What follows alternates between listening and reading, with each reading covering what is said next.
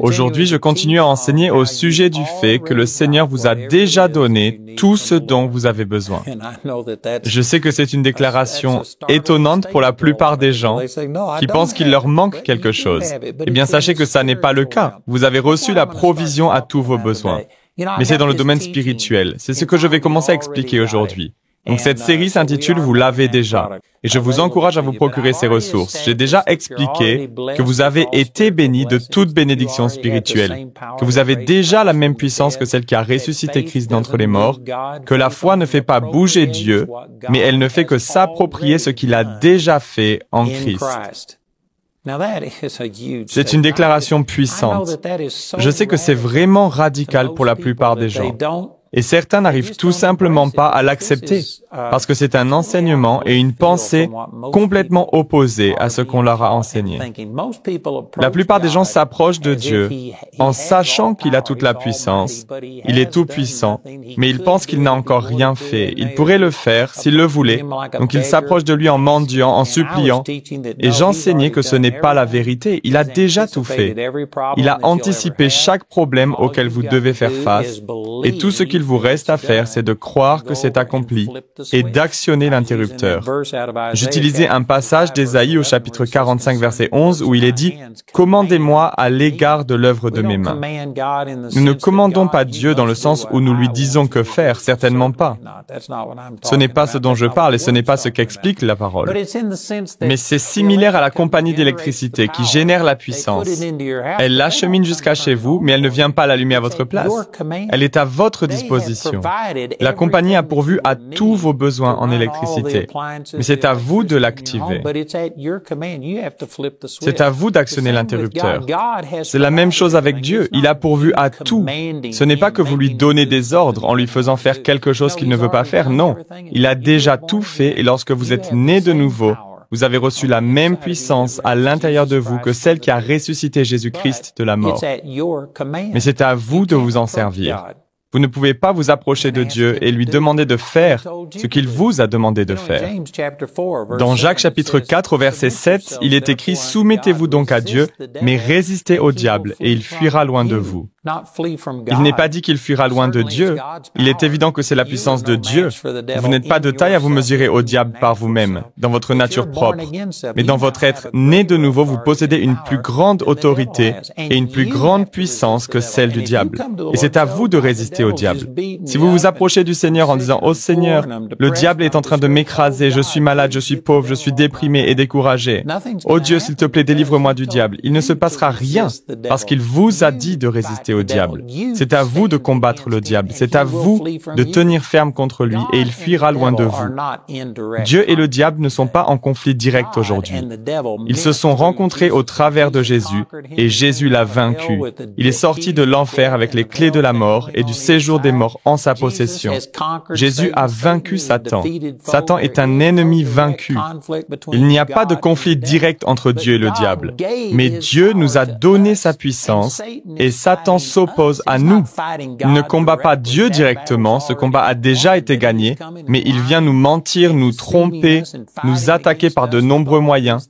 Et le fait de demander à Dieu de vous débarrasser du diable et de vous libérer de cet ennemi ne fonctionnera pas. Ce n'est pas ce qui est écrit dans le manuel. C'est à vous de résister au diable et il fuira loin de vous. Vous devez prendre votre autorité, vous adresser directement au diable et commander à ce que vous voulez voir de se manifester. C'est ce dont nous avons parlé jusqu'à présent, du fait que Dieu vous a déjà guéri, Dieu vous a déjà équipé pour prospérer. Tout ce dont vous avez besoin, l'amour, la joie, la paix, tout ce dont vous avez besoin a déjà été pourvu. C'est en vous. C'est déjà à l'intérieur de vous. Vous n'avez pas besoin que Dieu vienne mettre quelque chose en vous. Vous n'avez pas besoin de recevoir plus de la part de Dieu. Ce dont vous avez besoin, c'est d'apprendre à puiser dans ce que Dieu a déjà placé à l'intérieur de vous. Et lorsque j'explique ces choses, il y a des multitudes de personnes, des multitudes de chrétiens qui ne peuvent pas l'accepter. Et la raison est qu'ils ne le voient pas. Ils ne le ressentent pas. Ils ne ressentent rien et ne peuvent rien toucher. Voici une autre manière de le présenter. La plupart des chrétiens ne permettent pas à la Bible de se mettre en travers de ce qu'ils croient. Beaucoup ne se fient qu'à ce qu'ils ressentent, à ce qu'ils voient et à ce qu'on leur a dit plutôt qu'à ce qu'enseigne la parole de Dieu. Lorsque je dis que vous êtes déjà guéris, que vous possédez la prospérité, que vous avez été délivrés, que vous êtes aimés, etc., les gens répondent « Mais je ne me sens pas aimé ». Et ils permettent à leur ressenti, à leurs 5 sens de les dominer sans tenir compte de ce que dit la parole de Dieu. Donc ce que je veux commencer à faire aujourd'hui, c'est expliquer ces vérités. Comment les comprendre? Par exemple, la Bible dit que par ces meurtrissures, vous avez été guéris. Mais voici le rapport du médecin qui dit que non. Vous avez un cancer au stade terminal. Vous avez des douleurs dans votre corps. Parfois, vous pouvez même voir les tumeurs ou les ressentir. Et vous dites, la parole de Dieu dit que j'ai été guéri, 1 Pierre 2, 24. Mais voici le rapport du médecin disant que je ne suis pas guéri. Et voici ce que je ressens. Comment réconcilier tout cela? La réponse me semble tellement évidente. C'est qu'il y a plus que ce monde physique. Il y a quelque chose au-delà de ce monde tangible. Il y a un monde spirituel. Et lorsque les Écritures enseignent que par ces meurtrissures vous avez été guéris, ce n'est peut-être pas encore une réalité physique, mais dans votre esprit vous possédez la puissance de résurrection qui est en vous. Elle est là. Et la foi est tout simplement comme un pont ou un conduit entre le domaine invisible, le domaine spirituel et le domaine physique. La foi vous donne littéralement accès au domaine invisible, où les choses ne peuvent pas être testées dans une éprouvette ou de manière naturelle. Et par la foi, vous pouvez vous saisir de cette guérison qui existe. Ce n'est pas du domaine de l'illusion. C'est réel, mais ce n'est pas encore manifesté dans la réalité physique. C'est une réalité spirituelle et vous pouvez l'amener à la réalité dans le monde physique. Et lorsque j'explique ces choses, il y a des gens qui réagissent immédiatement en disant « Vous parlez de choses qui ne sont pas réelles ». Ils croient que la seule réalité est celle qu'ils peuvent voir, goûter, entendre, sentir et ressentir, leurs 5 sens. Et s'ils ne peuvent pas le prouver par la vue, le goût, l'ouïe ou le toucher, s'ils ne peuvent pas faire cela, alors ce n'est pas réel, c'est juste une illusion. Eh bien, ce n'est pas vrai. Par exemple, vous êtes nombreux à regarder cette émission télévisée par transmission satellite. Vous ne voyez pas ces ondes. Vous ne voyez pas les ondes radio. Il vous est impossible de voir ce genre de choses. Cependant, elles existent.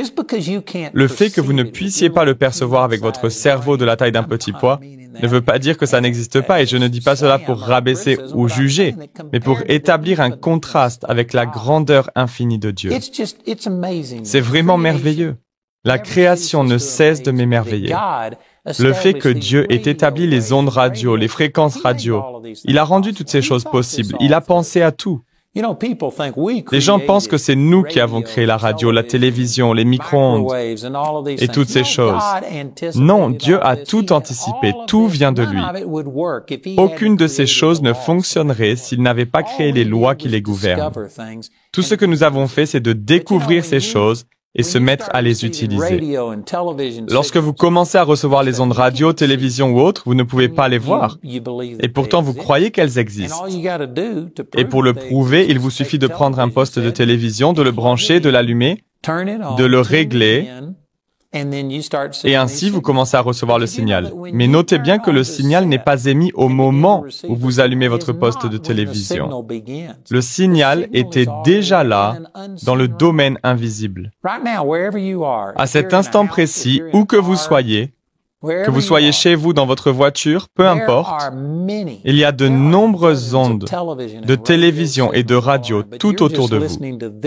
Mais vous n'en captez qu'une seule parce que vous êtes branché sur cette fréquence. Cela n'empêche pas qu'il y ait des ondes tout autour de vous. Si vous pensez que non, il n'y en a pas parce que je ne les vois pas, où sont-elles? Mais cela ne signifie pas qu'elles n'existent pas, ça veut tout simplement dire que vous ne les percevez pas. Mais elles existent, et à nouveau, afin de le prouver, vous pouvez prendre un poste de radio ou de télévision et l'allumer. Il y a des choses qui existent dans le domaine invisible. Ce n'est pas forcément une comparaison parfaite, parce que malgré le fait que ce soit invisible, et que vous ne pouvez pas l'entendre avec vos oreilles ou le voir avec vos yeux, c'est cependant une chose physique qui existe dans notre réalité physique. Mais il y a également un domaine totalement invisible. Il y a un monde spirituel qui existe. Il y a des réalités spirituelles autour de nous. Il y a des anges, il y a des démons. Et pas seulement autour de nous, mais à l'intérieur de vous, il y a un vous spirituel. Et dans votre esprit, vous possédez des choses qui sont réelles. Elles sont réelles. Le fait qu'elles ne soient pas physiques ne veut pas dire qu'elles ne sont pas réelles. Dans Hébreux, au chapitre 11, verset 1, il est écrit « Or la foi, c'est la ferme assurance des choses qu'on espère, la démonstration de celles qu'on ne voit pas. » Remarquez qu'il est dit la démonstration de celles qu'on ne voit pas. Il n'est pas dit la démonstration des choses qui n'existent pas. Elles existent, mais elles sont tout simplement dans le domaine invisible. Il y a un monde spirituel, il y a des anges, il y a des démons, il y a des réalités spirituelles. Il y a également des choses spirituelles à l'intérieur de vous. Et d'après les Écritures, Galates 5, 22 dit que vous avez la joie et l'amour et la paix à l'intérieur de vous, dans votre esprit né de nouveau. C'est le fruit de l'esprit. Il y a des gens qui nieront cela en disant « Eh bien non, je ne possède pas ces choses ». Pourquoi? Parce que vous ne le ressentez pas. Vos sens ne peuvent percevoir que ce qui se passe dans le domaine phisique et naturel.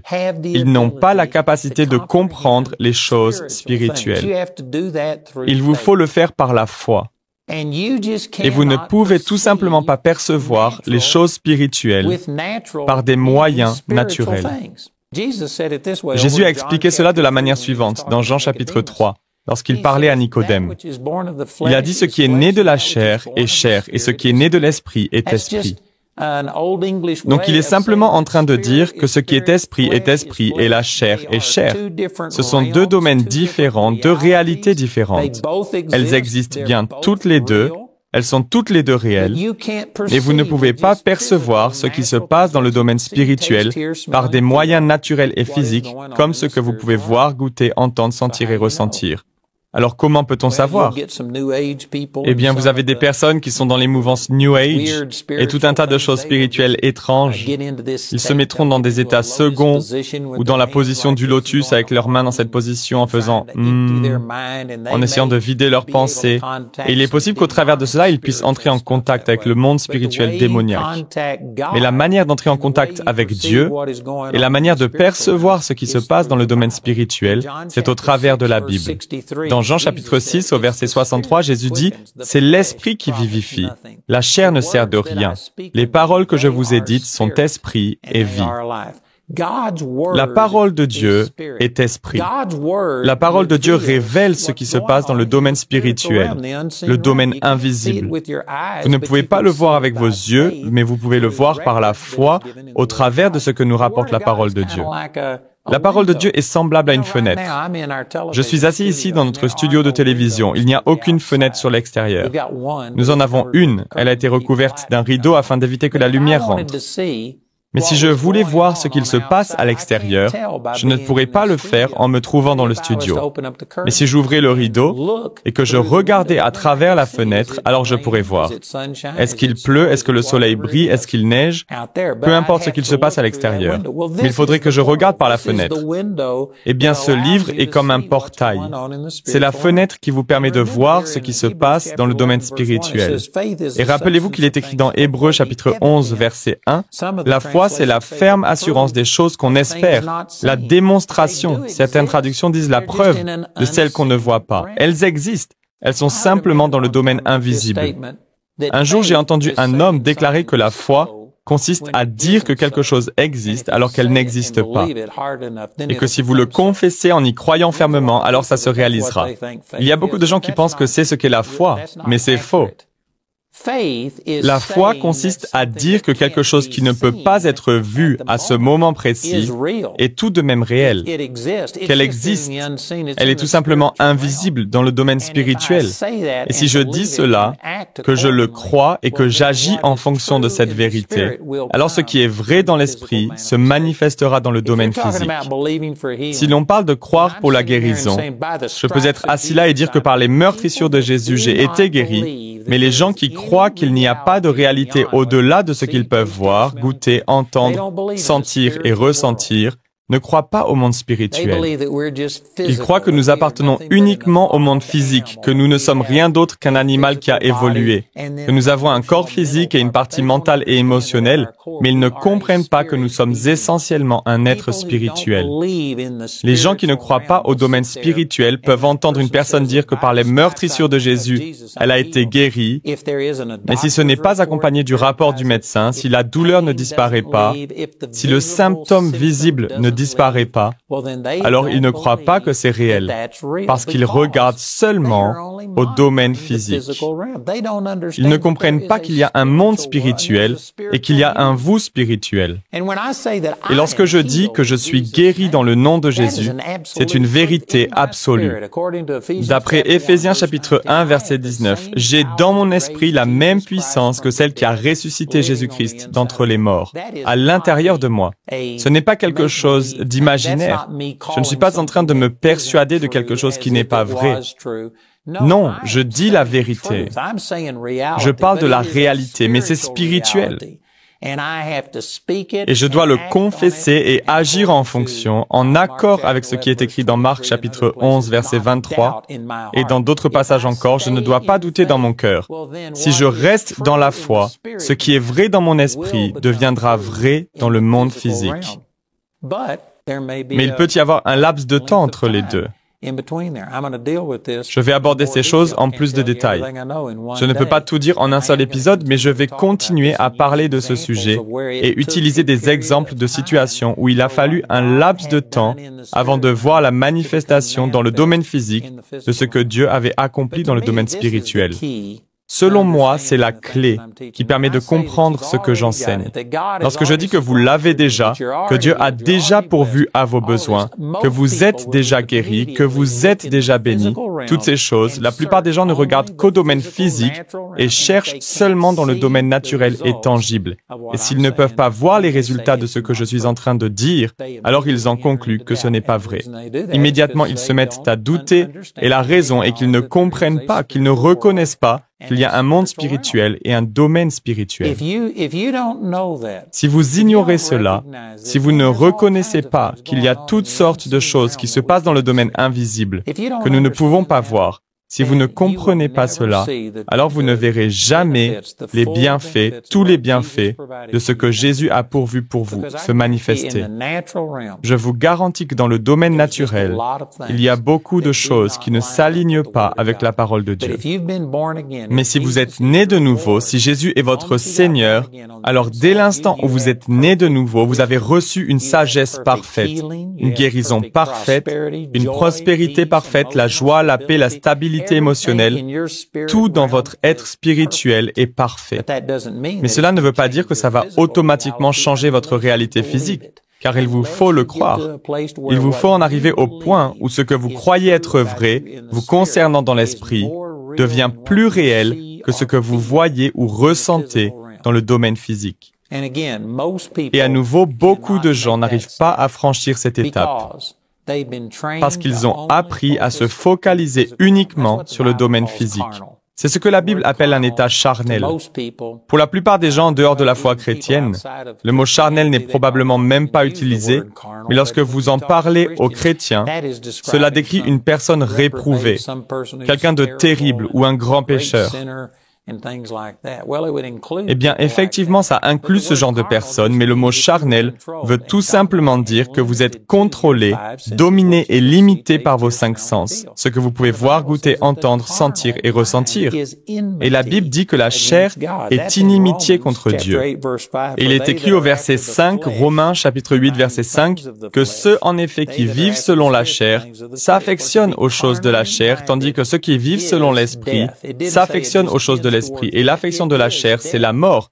Il n'est pas dit que ça tend vers la mort, c'est la mort de s'affectionner aux choses de la chair. Mais qu'est-ce que cela signifie? Il n'est pas seulement fait référence aux plus grands pécheurs, mais il s'agit aussi des gens qui sont contrôlés, ou on pourrait aussi dire limités par ce qu'ils peuvent voir, goûter, entendre, sentir et ressentir. Ils ne peuvent pas croire et agir selon une réalité au-delà de ce que leur disent leurs 5 sens.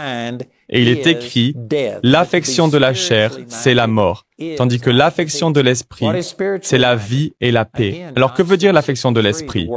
À nouveau, regardons Jean 6, 63, les paroles que je vous dis sont esprit et vie. C'est le fait d'être contrôlé par ce que vous croyez, ce qu'enseigne la parole de Dieu, plutôt que d'être contrôlé par ce que vous ressentez.